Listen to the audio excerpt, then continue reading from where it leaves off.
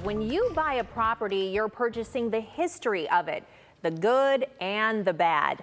One local man is getting more than he bargained for. Kaylee Marentet has this Call 11 for action. Nearly 100 years ago, the Celery Gardens of Ballville was intended to be a sanctuary for wildlife, but there's been a snag, and the owner of the property needs the community's help. This is a valuable wetland area.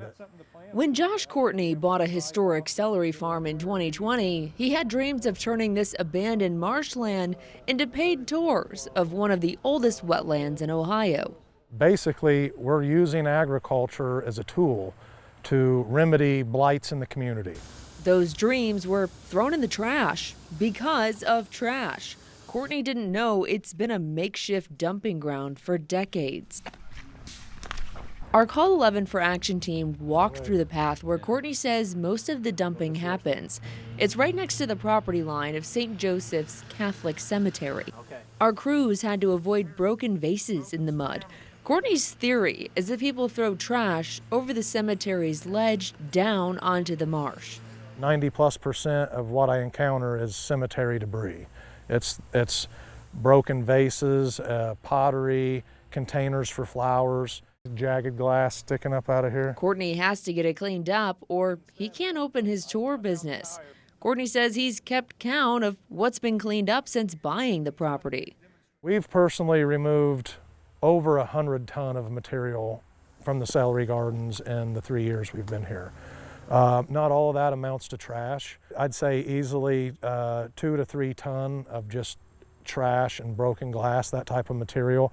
What Courtney says he wants right now is for a clean, fresh start. First and foremost, he wants the dumping to stop. We'd just like to have it cleaned up. I mean, the neighbors all along the edge of Siler Street, and even the ones that aren't touching, just adjacent neighbors, care about their community.